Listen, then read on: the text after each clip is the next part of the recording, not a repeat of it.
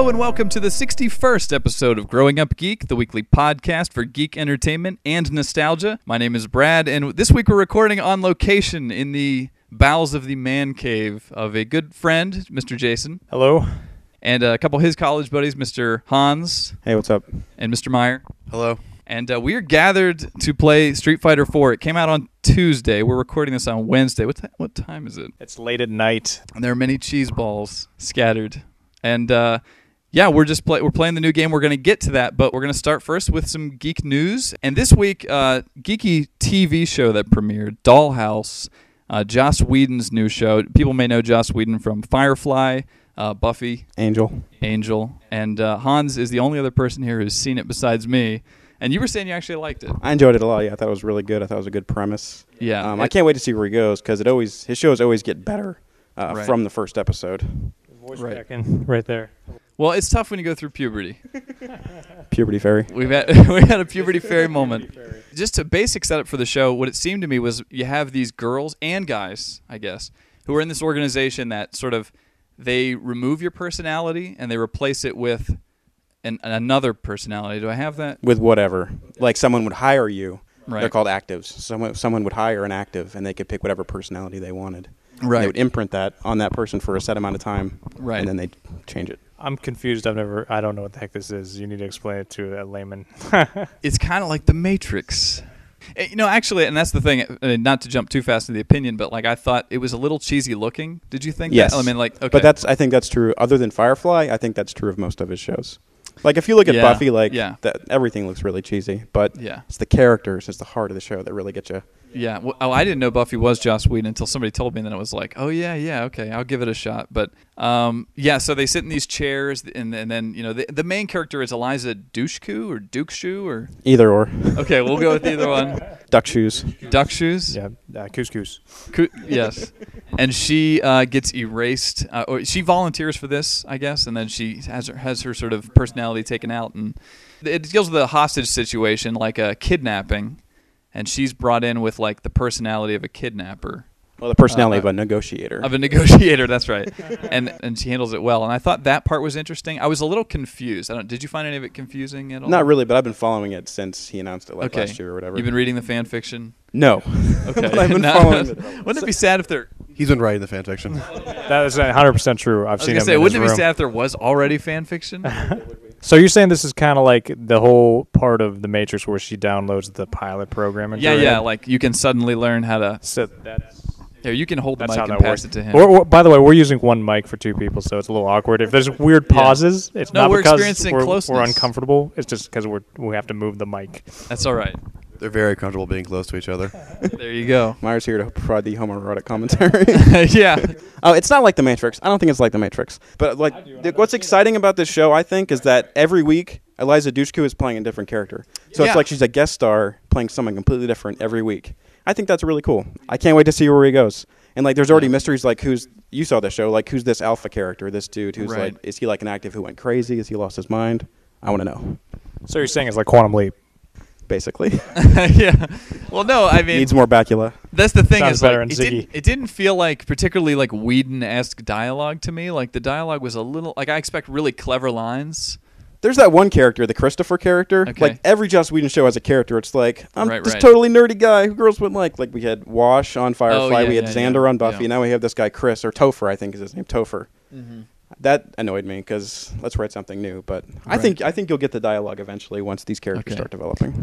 So in other words, it kept your interest enough to keep watching. Yes. You're excited. I wasn't blown away by the premiere, but No. I've never been blown away by a Joss Whedon show in the first episode. Yeah, it looked cheap to me. I don't know. Do I catch this on the WB? What channel is this It on? feels kind of like a WB show, right? Again, that's Joss Whedon. Okay. Firefly and Buffy I guess, and WB. yeah. But it's on Fox Friday nights at 9 o'clock, so... There you go. It'll probably be canceled in the next 3 weeks or so. So Get on it quick. Yeah. No, it's funny you say that because there's already fans. Well, before the show even premiered, there was already fans that were like, "Save Dollhouse," and he was like, "No, please don't do that. Please, actually give it a chance." Because Firefly was totally, you were saying the network and everything. Yeah, Fox is the abusive father. You just can't leave. Firefly actually had the exact same time slot Dollhouse has now. I'm pretty sure, and they just Yeah. They just So started- that's scary. That's like the guillotine spot, I guess, for shows. Right. And consequently, Joss Whedon's been talking a lot about internet television, and he did Dr. Horrible's sing-along blog, which is amazing. If people haven't seen it by now, we talked about that on the show before. And so that was sort of an experiment, and he signed a deal with some unnamed Silicon Valley company now to do project stories online. What do you think about that? Like, television on the internet, is that just a dream, or is that actually going to happen? Can you have, like, non-corporate controlled TV shows online that actually have an audience? I would say yes, but you're probably going to see it from people who are already established, not from new creators. Right. Getting really popular shows online. It's going to be people who are sick of the studio system, like Whedon. He has a fan base already. It's a little bit like when they're like, look, Radiohead did it. Exactly. You know, they recorded an album for free, but they're Radiohead, you know? Well, the thing is, the difference between music and movies, like music, there's not a lot of cost to what you're doing to develop Right. something. That's true. But sets and equipment and cameras, that's a whole different story, and there's a lot more Right. budget that has to go into it. There's the barriers to entry or higher Right. doing shows. And I worry that the more things transition over the internet, the more it will be kind of controlled by the same kind of, I don't want to say bigwigs or whatever, like corporate side of thing. Like, you're worried about the whole net neutrality thing where it's Yeah. like eventually have like AOL sponsored. Free Kevin. Okay. I don't know. All right, yeah. Meyer, any thoughts on the TV on the internet? I was okay with TV on the radio. It's some pretty good music, but I think TV on the internet's just a knockoff band. I'm not really cool with that. Yeah, I mean, most of us are watching the video quality that's just like absolute garbage on YouTube. I mean, well, it's getting better now, but nobody cares about the quality or anything. They just care about the fact that there's so much there that's available at the click of a button, and it's free. That's the most important thing. Yeah, the free is good too. I mean, the problem is how long can it really be free? At some point, they do have to some kind of revenue generation if it starts cutting into major TVs. But I would say the adoption, I mean, for people our age, we usually have a computer of some sort, whether it's a console or in my case, a computer itself attached to our primary TV.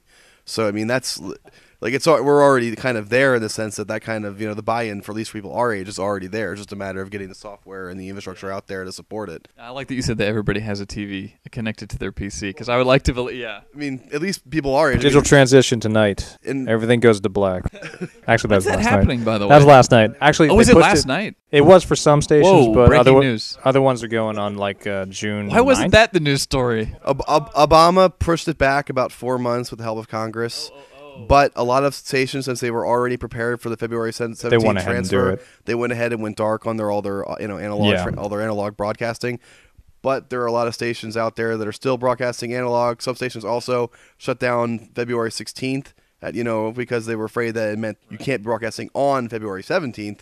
So it's a whole mess. No one really We knows weren't what's real going clear on. on that, huh? Yeah, it was kind of a botched thing. So So it's just going to confuse old people even more than they were already going to be Right, confused. and for anybody, They end up throwing their TVs out the window in anger. there's an awesome YouTube video, by the way, about that. If you've seen It's that, great. It's amazing. But yeah, and for those who don't know, it's the idea that analog television is basically going to be turned off. It's like, whoa, period. Is this my new TV? Yeah, it's beautiful. The scene where she's putting the remote in the microwave, it's and everyone's even like, oh, come on, but it's like, that is amazing that there would be somebody like that. they're out there. My grandma literally ran out of mouse pad space once. So Oh, nice. I like that. Did she call you up afterwards? Did she call you like, I was- how do I get back? I was there. The problem wasn't so much that she didn't have the concept about moving the mouse. The problem was when she would try to move it back to the middle of the pad, she'd move it so much the mouse cursor would jump somewhere else on the screen, and she'd be unable to find it. Or if she did find it, she'd move it and then run out of pad again and have to jump into the middle of the pad. She had very difficult using. It's the not mouse. intuitive, let's be honest. It's not the IntelliMouse. By the way, did you guys like the IntelliMouse? That was like my favorite mouse. I'm not familiar with the IntelliMouse. Okay. I still have the original. Well, it's the Microsoft mouse with the scroll wheel. It's the first one, and it had a curve on the left side. I know that might be. I got the first optical one, and I still use it to this day. Amazing. That's off topic a little bit, but yeah. So internet television, basically everybody here's already doing it in a sense. We're just looking for the right storytellers, I guess. Joss Whedon.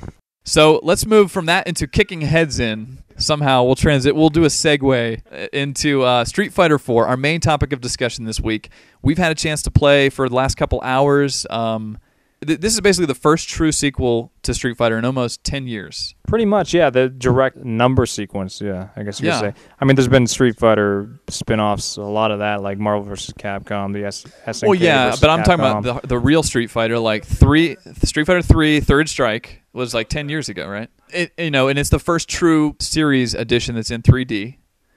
And that's kind of what I want to start with is like when you heard the news that A, this would exist, and B, that it would be 3D, what were your thoughts? I know, Jason, you're a longtime Street Fighter fan. Okay, I was always worried about any kind of 3D transition because EX games, I'm sorry, I hate them. Okay. I mean, some people really like them. They have their fan base, Yeah, I can understand it. I mean, I really liked Rival Schools, and Rival Schools was actually kind of similar, but I think the way that game felt, I guess, it was too much like trying to be Tekken-ish, I guess you could say. It still had the Street Fighter moves and whatnot. So would you say you were nervous then? I was nervous, yeah, but I think the more I read about the game and like what they were trying to do, especially with hit detection and keeping it real close to how a 2D game plays and feels and having a limited amount of room to move. That started to assuage your feelings. Yeah, and I got really excited about it, like super excited about it, Right. like halfway in when I started seeing more pictures of it. Okay, and Hans, I remember you were telling me HD Remix, you were more excited about that than 4, True. about the 2D thing. When I heard about Street Fighter 4, I was kind of indifferent. Like, You didn't really care. not really, because I heard Capcom in Japan was not interested in doing any more Street Fighters, and they were like, "There's no money in it. We don't want to do it." So, for them to do another Street Fighter now, it would just seem like they're pandering to the American audience. Yeah. This was my impression at first. This is not how I feel now. As soon as I heard it, I mean, I'll just say for myself, I was super excited. As soon as I heard, I was like, holy crap, Street Fighter 4. So many people that were like, it doesn't matter in 2008 or 2009. That's how I felt. I mean, because when I read about it, they're Right. like, it's going to have the 8 World Warriors, it's going to have the bosses, and I'm like, okay, so it's Street Fighter 2 again. It's like unnecessary to you. It's Street Fighter 2 Super Turbo HD 3D 4. Yeah, just another version. incarnation. Yeah. Yeah. And then Meyer, you're the noob. I didn't hear about Street Fighter 4. You didn't visit those websites? This is the first time you've ever heard of it? Tonight? I heard about when you guys were like, hey, about a month from now, we're going to do a podcast about Street Fighter 4. There you go. Popularity. You had to go to Wikipedia and be like, Street Fighter. No, my first thought was actually if they counted them by actual releases, it's really like Street Fighter 13.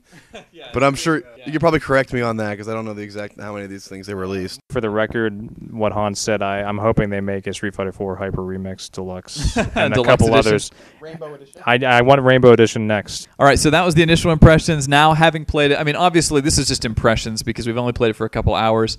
Let's go around. Jason, how are you feeling about it? I'm feeling real good. I thought This is like right before the fight. We're oiling you down. You're feeling real I got good. a good feeling about this. I'm training. You seem to jump in pretty well. Yeah, I jumped in okay. I mean, the first character I used, of course, Ryu, and it's Ryu. It plays like Ryu, but it does feel a little Right. more floaty with the jumps, and some of the stuff does feel slower. Almost like if you were going straight back to the Street Fighter 2 without, the Hyper Remix, Yeah. Super Edition, whatever. Yeah, it's not quite as fast as the 2D games. No, it's not slow by any means, but it does have a little floatier feeling. Mm-hmm. The hit detection is pretty darn spot on. Right. I mean, most 3D games, that's kind of mushy, horrible part of Right. a 3D fighting games is hit detection. I It agree. sucks. And the original, they actually went through 2 different models for this game. Right. They One- use a 2D hit detection now. This feels more like a 2D game, and also the most important thing is when you actually connect it, like kind of pauses the action, which is a big part. That's beautiful. Of, like, Yeah. how the 2D fighters work. Okay. And just pace. It paces really well. So you're digging it so far. Loving it. I can't wait to dig into it more. This is the first day we've had it. Yeah. So, Excited to play more. yeah. Okay. Pass it on, Hans. I'm digging it. I think it's fun. It is kind of what I expected. It is Street Right. Fighter 2 with a couple more In characters. 3D. Yeah. But the improvements they made, well, a lot of them I think are cosmetic. They really add a lot to Mhm. the visceralness of the fights and like the sound effects and Right. the slow motion. I love it. Maybe I'm remembering it wrong, but I don't think so because I played a lot of Street Fighter. But when I jump with Ryu, Right. he jumps. It feels totally different. You're right. I'm just confirming you. Yeah. Confirmed. He goes more vertical than horizontal when I jumped. And I don't know. I play a lot of Ryu. Right. Because I'm kind of a cheap player. No, yeah, but that's like the character that they need to get right, you know? Yeah, They can't Ryu's just- my guy. Yeah, So. exactly. But yeah, I think it's great. I'll probably pick it up. Jason bought it. I haven't bought it yet. I'll probably end up getting it just so I can beat him online. There You go. have to because that's why I bought an Xbox. I hate the controller, but I need someone to play with, and I don't know anybody that has a PS3. Yeah. How about the anime cutscenes? Hot. They're anime. You know. Yeah. It makes me feel like a kid again. Like that's the kind of stuff that when I always imagined, like Street Fighter, the animated movie. Yeah. That was so sweet. It's and This awesome. is like more of that. It beats the one-off little screens at the end of the game, and that's all you get. Ryu punching a waterfall or something like that. Yeah, that's true. But we were surprised to see that they depend on the character that you choose. And like Blanca's was beautiful, and it included a scene of him riding a whale, which I guess is now part of his story. It got me pretty pumped up. Yeah, that was cool. And you got to hear his voice, "Mama," or whatever. I was just disappointed to find out they didn't treat the Van Damme movie as canon. Yeah, no, that's not canon, unfortunately. That's a shame. But yeah, I used to play the second one a lot when I was a kid, after school or whatever. So it brought back some of the memories and stuff like that. I'm not any good at it really, but it felt like it was still the same sort of game. The only thing I would say to me that really stuck out, I could be completely wrong about this because I really don't have that much experience with the franchise, but it seemed to me they had more of like some of the characters' damage being different than I recall. Like it seems like Chun-Li, for example, did less damage, whereas Zangief did a lot more than I remember it being. That was the only major change that I noticed. I don't know if that's true for all the later different editions they put out because I pretty much just played the first one. They made a lot of changes in the fight system, and we were trying to figure out this new, what is it called? It's the focus attack. You hit two buttons at the same time, both mediums. Yeah, if you charge up for a while, you get one hit for free. If you get hit a second time, it breaks your focus. Right. But after you unleash the focus attack, kind of does like an instant stun and unblockable move, and then you can follow up with like a combo or whatever. Yeah, but it brings in this like this cool sound, and then you see like the Chinese. They've done actually. It's not quite cell shading. It's like an inky look to it. Yeah, I want to talk about the graphics because it's different from having like a dark line around the outside. It's almost like the Japanese style of brush. I think someone said Okami. Okami, yeah. Yeah, kind of look like that. You see a big swipe across the screen and everything. I liked all that. Visual flourishes. This game has lots. And it's not realistic. That's the thing. Is like you wouldn't say, oh, it's the best looking fighting game ever, but it's super like stylized in what it's doing. Oh yeah, there's a lot more like expression in the faces, and it's cartoony expression, like eyes bugging out and stuff like that, which was kind of like in old Street Fighter 2. Like you used to hit someone's stomach and they'd throw up and they'd make that goofy face. But now it's like don't tell my mom that. She bought me that game. And now there's no vomiting in this one, but there is the funny looking faces. And I was remarking earlier to Hans about this, but like in Street Fighter, the hits are like what's important. Like it feels more than any other fighting game to me. Like when you connect, and even in the 2D ones, like it's just like boom. Yeah, they did a good job of making that feel right. And maybe your sound system is just amazing. That's part of it. It's just amazing. That's certainly part of it. But like the connection in this, like I can't wait to jump back in there and just pound more heads in because it's like that. Just I love that feeling of like boom, and when they freeze it at the end, you can actually get in an extra hit. I pulled off an extra hit on a guy that was falling at the end of a match, and that's satisfying. Kick him while they're down. That was the fatality inspiration. They just wanted to give you an extra hit. Oh yeah, that's true. At the end, but anyway. This game needs more fatalities. There's another comment. Yeah. He has a comment. No fatalities. No fatalities confirmed. Not in Street Fighter. No thanks. I could use some animalities. Manimalities. Babalities, please. There you go. Look for these things. Now we did find out there are hidden characters. There's like 8 slots or whatever on the. I think I counted 9. Okay, 9. And we were looking it up, and it looks like to get Sakura, you need to beat it as Ryu. Right. To get Dan, you need to beat it as Sakura. Yep. That's cool. We actually found the difficulty to be pretty hard. We were getting toasted on normal. Haven't played Street Fighter in a while, though, so maybe that's just because we're rusty. Yeah, that could be a big part of it. If you pick Chun-Li or E Honda, you'll do all right. There you go. 100 hand slap is awesome, by the way. I got destroyed with Chun-Li more than ever tonight. Somehow Meyer is really good with Chun-Li. He's like my sister. He just jumps up and down and kicks. Okay, so let's talk about the new characters, basically. Any of them cool? I mean, notoriously, when they've added new characters after 2, they've been kind of crappy. I believe that trend continues. Okay. They're all kind of forgettable to me. The one girl, we all commented, it looks like a ripoff of an SNK character. C Viper. C Viper. It looks exactly like Feist or Mature to me and to others. There's the fat dude, Rufus. Kind of a cool design. Maybe he'll pan out. I don't know. Haven't played kind enough. of a disturbing happy trail coming up from the bottom of the costume. He's unzipped. Yeah. He's like a fat kung fu biker dude wearing that Kill Bill girl suit. Yeah, I guess that's the best way to describe it. Wow, yeah. And the suit's open. So use your imagination. So that's Rufus. And there's the Mexican wrestler, El Fuerte. Why does he have a pan? I believe there's more to his backstory that we're not aware of. We only played Right. Maybe if we played his story, we'd see he's like a cook who's trying to be a wrestler or something. Maybe he's a wrestler that's trying to be a cook. Could go either way. I'm not sure. I can't remember who the other new character is. I think the only one we actually said was decent, which is Abel. Abel is Right. really freaking awesome. He also is very... Actually, all the new characters, I hate to say it, I feel like I've played them all before in another SNK game. Right, SNK, the competitor to Capcom, basically. Yeah, and they've had a lot of great character designs. But yeah, I mean, Sea Viper is pretty much Mature and King and K all in one. It's a bad thing, right? I mean, because they're not the same kind of style, like those two companies. I mean, if they're going to steal character, they should really steal Hiroshi Regal. And who's that? He's the demon and boss Cheap. of King of Fighters 98, the only real fighting game. There you go, yeah. Meyer said this when we walked in. He was like, the only real boss. King of Fighters 98. I don't know. Even like Rupert, or what is his name? Rufus, yeah, whatever. The fat guy. Rupert. Fat guy. Totally a character from Fatal Fury. The fat, like, Chinese kung fu dude. What about Abel was actually good? Like, he's got more of the like stringing close punch moves and dash kick kind of things. Almost like a little bit Terry-ish, but Terry-esque. Yeah, Terry-esque with a little bit of I guess later versions of Kyo. I feel like a total nerd now, but with just a touch of wood ears and some salami. What I liked about him, I could just jump right in with Abel, and I felt immediately comfortable. Whereas I played El Fuerte for like 2 rounds, and all I could manage to do was run at my opponent and execute nothing. It made me laugh, but he was completely useless. He was running back and forth across the screen endlessly. And I was like, this guy moves fast, but he's ineffective. That was my special move with El Fuerte. I don't know. Yeah, exactly. We do have to talk about Balrog real quick. What's his line again? I got paid. Yes. Do the voice, Flynn. I got paid. That's what he used to say. Now he says something, I'm going to get paid. Like, he's got the expectation of getting paid. Yeah. I don't know. His English got better. Let's just say that much. He says, I got Right. paid, but it actually doesn't sound like a Japanese. Yeah. Oh, maybe it does in the Japanese mode, but Right. we were playing in English for a while. And you guys, as soon as we saw the voices, I know, Jason, you were like, oh, man, they don't have the Japanese voices. Yeah, I was disappointed because you kind of expect to have horribly translated move sounds. Like when Charlie would say Sonic Boom, it'd be like, oh, Well, he had Sarasota. a Sarasode. Yeah, in the old exactly. game, which I loved that. Yeah, that was part of the fun. Yeah. So you were happy to see when we beat it. Yeah, you after we beat it the first time, we were able to change all the English into Japanese, thank God. And the best effect for that is when you start up the game for the first time, you're going to hear this horrible pop. It's like J-pop music, which we all immediately were horrified by. Yeah, it was J-pop music, but it wasn't Japanese singing. It was like English singing, which it made it sound like this terrible knockoff boy band crap. And when we finally changed it to Japanese, it was much more natural just because it was actual J-pop garbage. That's awesome. Okay, so what about the controls? Xbox controllers.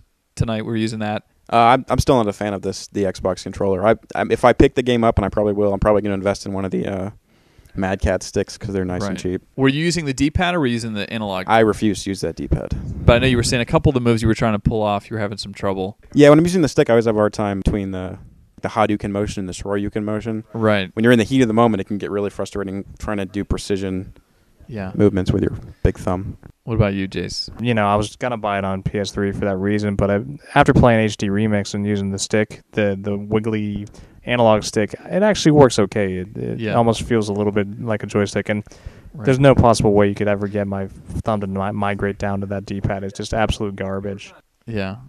So alternate costumes, $3.99 per. That's the rumor. Microsoft Space Bucks, or whatever. The costumes look cool to me. I mean, Guile wears like the Charlie costume and some of that stuff. Would you pay $3.99? Absolutely not. Okay, so we've got this on record now. I don't know. Maybe if Charlie had, or the Charlie costume had the new hair, maybe. Yeah, it doesn't. Oh well, then screw that. See, that's just not enough effort.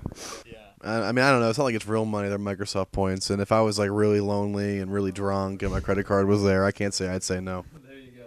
I could see doing it if it was all the alternate costumes for $3.99. Like you get the whole set, and maybe they do like another set every couple months for another $3.99. Right. That's cool. But to make me to nickel and dime me and be like, hey, you can pick 5, and if you want to get 5 more, it's another $5. That's ridiculous. Yeah, it's a little much.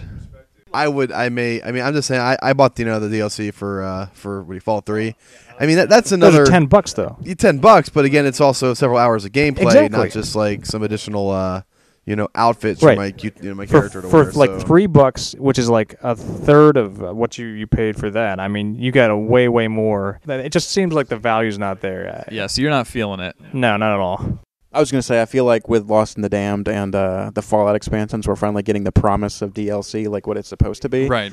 And alternate costumes is kind of a really big step backward, in my opinion. Yeah, well, it sounds like horse armor for Oblivion. I was about to say horse armor. You beat me to it. Horse armor was the least functional. There you go. So now I got a real quick question, totally off topic, but Meyer, you bought the Fallout Operation Anchorage DLC. Are you excited about the Pittsburgh level?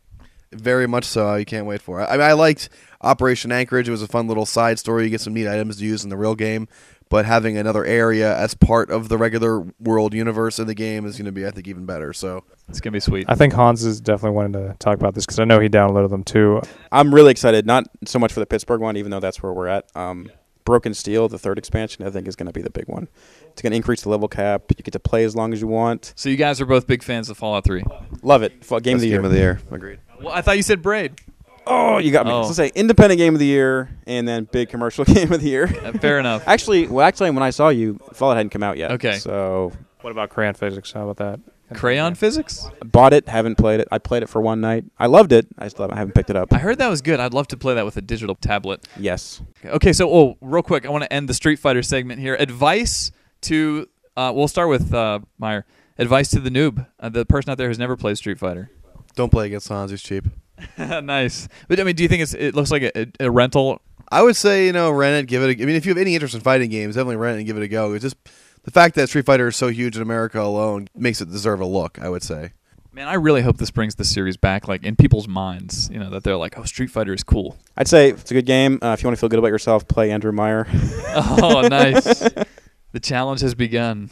I gotta say real quick, that's the coolest part to me about this whole evening too. Is playing with is like Super Bowl level comebacks. You got that tiny sliver of health left, and I said this about HD remakes too. But when you come back with that, the whole room just erupts. Everybody loves that stuff. Yeah, it's an awesome part of Street Fighter. I just think if you're new to the series, definitely rent it. Play it on easy so you don't get frustrated because it's definitely it's a technical game. It's not something you just mash on the keypad. And feels like a good party game. It's a good party game, but it's definitely not something you can immediately do. The moves do take some learning. We all already know the moves pretty much, so it's a little unfair. I would also just say if you're into 2D fighters at all and you want to see it come back, you should probably check out Street Fighter 2 because it's the biggest game in town. And if that gets huge again, maybe King of Fighters will come back into the spotlight too, if that's more your thing. King of Fighters 12, all redrawn high-def cells of animation. We'll have to see how that goes. And so that takes us to our nostalgia segment, which this week we're going to talk about FMV video games? Yes, please. Okay. My favorite. I was originally going to talk about YouTube, like before YouTube, basically the first videos on the PC, and everyone unanimously was like, how about FMV video games? Mega Race. Okay, yeah. Oh, I know that you brought that up. Mega Race? Sewer Shark. Sewer Shark. It's sitting over there. I can see it right now. Across the room, my Sewer Shark disc is on top. It is totally It's on top of my modded Xbox, and it will be played at some point this month. Okay, so just to keep this kind of brief, just first FMV game that you can remember seeing, and then your favorite or whatever memories. The first one that I can remember seeing, I almost feel like I saw the CDI stuff, if you want to call that. Yeah, CDI. That was kind of like the original like CD entertainment, edutainment mostly. Yeah, edutainment. Whereas like mostly, I think the first thing I ever saw was, it wasn't, I can't call it a game, but it was the Smithsonian Institute on CD. Oh, dude, I had like Groll ears. Yeah. I watched the JFK speech. We choose to go to the moon. And I was like, dude. And now it was postage stamp size. Yeah. But I was like, video. And it's like, meanwhile, I have a television. Like, what is my problem? Yeah, it's I don't know. ridiculous. I was that excited. It was just because it was a new format. I actually am looking at my CDI right now. Yeah. It's a miserably huge box. And it is. This is like down here. I have to describe for the listener. This is like a console graveyard. Pretty much. The man cave down here. I have 3 Dreamcasts here. 2 of them are dead. Why are they still here? I don't know. Yeah. Okay. So, and then the most memorable FMV game for you, was it Sewer Shark or Prize Fighter? I'm going to say the most memorable for me, the biggest impact on me, I think, was Seventh Guest. Believe it or not, because that was the first one that was really a big impact game, and it was really like, wow, this is amazing what we can do with this kind of format. And then I think game. I mean, basically, there's so many crappy not really. It was just kind of a goofy puzzle game. There were some puzzles. They're kind of like gothic and morbid themes, but yeah. It kind of helped adopt the widespread adoption of the CD-ROM. It's kind of like the killer app for the CD-ROM. So it's that Myst. Well, that was before Myst, and that was one of the things that really. It was sort of like Myst is what everyone bought after they already had a CD-ROM. Seventh Guest is what people kind of got people to buy them in a lot of cases. The fan fiction.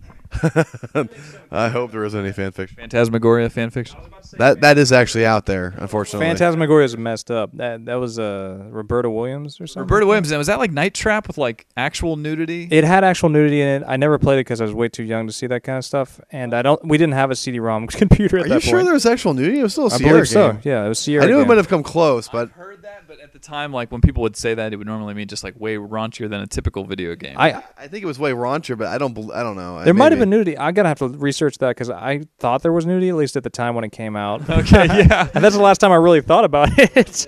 We're diving deep into the recesses here. Okay, let's pass the mic then. Beastie Boys style. FMV video games, go. The first one I remember was probably missed, to be honest. I wasn't really a big PC. We never had a PC when I was little, so we didn't get one until I was in high school. Right. So the most memorable would have to be Mega Race because it came with the Packard Bell that we got. Oh, no way, yeah. Here you go. Here's Mega Race. Lance Boyle. I was always... What does that mean, Lance Boyle? Jason just... Lance Boyle, the host. He is very charismatic, and he's very old. Oh, is that the guy with the blonde hair and the suit jacket? Richard Dawson. Yeah, he's like this bone thin. He looked like a janitor, essentially, but somehow is the host of this hit futuristic race show. In which you kill people for real. Yeah, which we all know is going to happen after Joss Whedon takes over. I'm sure he was the janitor of whatever company made Mega Race at the time. They're like, hey, you want to be in a game? Right. He was an actor, but yeah, probably a janitor. He was. He's deceased now. Was. I don't think he's deceased. He's probably just in a gutter. Okay. Well, without dwelling on that, any other? Okay, so you weren't really a big FMV. Negative. What do you think, Meyer? Greatest innovation of our time. All of them. The manhole. I was a Mansion of Hidden Souls man myself. I don't know for Sega CD. You had that in Sega CD. I just want to comment right now. I knew Brad back in the days of Sega CD. Back in the and days, him and his brothers had a collection that was staggering. We had 11 Sega CD games. I want to say that was huge. That was pretty good. We had Microcosm, Prize Fighter. The only good one in that collection is Sonic CD. Sonic CD. Still have it. It's somewhere in this room or in the Sonic closet. Boom. That's hours and hours of poorly digitized, really small footage. Mad Dog McCree. Mad Dog McCree. Yes. There you go. Lethal Enforcers. Every bad guy has sunglasses. That's true. That's how you know. But yeah, I think another FMV game that I know, Brad, if you're not going to comment on later, but I know that you probably will, is Tex Murphy series. And that's huge. And I think I'll let you talk about that because we both really love those. Oh my! I mean, I want to do a whole episode about Tex Murphy just because I have so much love for that series. But I mean, the stuff that people are talking about now in Mass Effect, where it's like you have a branching dialogue tree. It's like, dude, in '93, I was rocking that. Wing dialogue Commander tree. 3 and 4. Oh, heck to the! I forgot. Yeah, branching Wing dialogue. Commander. Secret unmarked ships. Okay. I don't even know what that means.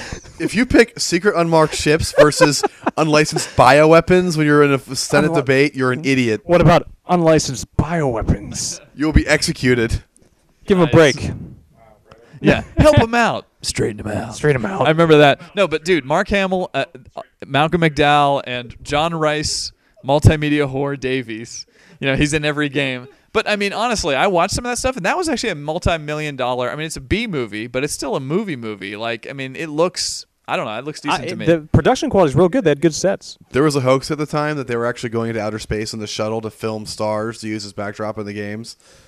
What a waste of money that would be. I'm not That's even kidding. terrifying. That's how good the production values are. People actually believe that kind of nonsense. I mean, the intro, if you guys remember, like the intro, I don't know if you played Wing Commander, it was like 5? Are we talking about 4? Okay, and no, 3 and 4 Okay, were the big FMVs. And actually, the next one was Prophecy, which was also was FMV. the last real one, right? And it wasn't that great. Prophecy was pretty lame. There were weird green aliens, and for some reason you weren't playing. You weren't playing Luke Skywalker anymore, so it was really confusing for me. Okay, but that branching dialogue trees, not that game definitely had them because it had like 2 options. Help him out, straighten him out. But they made a difference in the actual gameplay, so Yeah. it did have some impact. But no, you mentioned Tex Murphy. Tex Murphy is the man. I mean, to me, I know a lot of people crap on the series because it has like bad MIDI music or whatever, but fully 3D environments. The engine was 3D, but it wasn't very good. And his Right. there was a fire extinguisher on the wall. He's like, they just painted on there because the landlord's only got one eye and no depth perception. No depth perception. Yeah. I don't know. To me, that stuff is still like, it still works, even if the game's graphics suck now and everything. Like, I felt like you had a decision to make.